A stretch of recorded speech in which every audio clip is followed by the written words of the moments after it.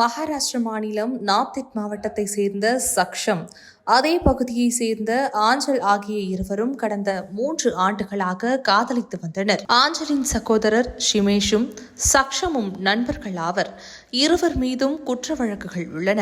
இதனிடையே ஆஞ்சலும் சக்ஷமும் காதலித்து வந்தது அந்த பெண்ணின் குடும்பத்திற்கு தெரிய வந்தது.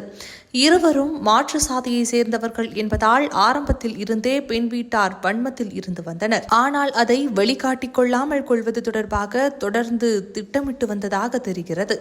பட்டியலின சக்ஷமை தனது மருமகனாக ஏற்றுக்கொள்வதாக சிறப்பு பிற்படுத்தப்பட்ட பிரிவை சார்ந்த ஆஞ்சல் குடும்பத்தார் நாடகமாடி வந்தனர். ஒரு கட்டத்தில் மகளை நம்ப வைக்க அம்பேத்கர் ஜெயந்தியின் போது சக்ஷமை தூக்கி ஆஞ்சலின் சகோதரர்கள் உற்சாகத்துடன் கொண்டாடினர்.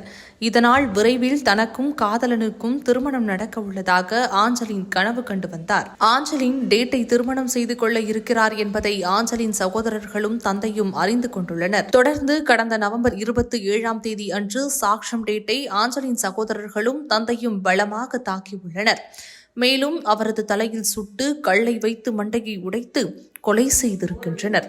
சாக்ஷம் டேட்டின் இறுதி சடங்குகள் நடந்து கொண்டிருந்த போது ஆஞ்சல் கண்ணீர் வழியும் முகத்துடன் துயரம் தேய்ந்த மனதுடனும் டேட்டின் வீட்டுக்கு வந்திருக்கிறார். அங்கு அவர் தனது உடலில் மஞ்சள் பூசி நெற்றியில் குங்குமத்தை பூசி இறந்த தனது காதலனின் உடலுடன் திருமணம் செய்து கொண்டார். இதையடுத்து செய்தியாளர்களிடம் பேசிய ஆஞ்சலின், நாங்கள் 3 வருடங்களாக காதலித்து வந்தோம். என் குடும்பத்தினருக்கு அது பற்றி தெரிய வந்தது. அவர் ஒரு பட்டியல் சாதியை சேர்ந்தவர் என்பதால் எங்கள் குடும்பத்தினர் எங்கள் திருமணத்திற்கு சம்மதிக்கவில்லை. என் குடும்பத்தினர் அவரை கொல்ல ஒரு வாய்ப்புக்காக காத்திருந்தனர். காலையில் அவர் தனது அத்தையை இறக்கிவிட ஸ்டேஷனுக்கு செல்லும் போது நாங்கள் பேசினோம். இது நடக்கும் என்று எனக்கு தெரியவில்லை. மறுநாள் செய்தித்தாளில் இருந்து இதை பற்றி எனக்கு தெரிய வந்தது.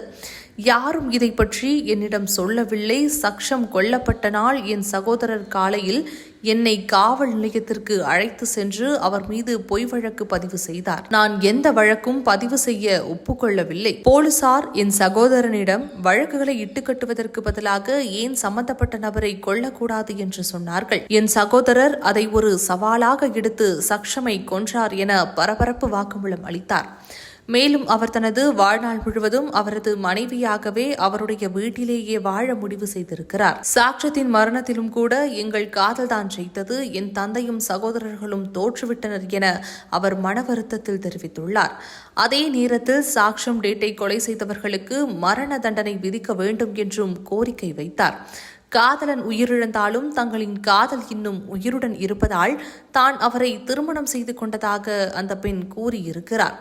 இந்த சம்பவம் தொடர்பாக பல்வேறு பிரிவுகளின் கீழ் வழக்கு பதிவு செய்துள்ள போலீசார் 6 பேரை கைது செய்துள்ளது.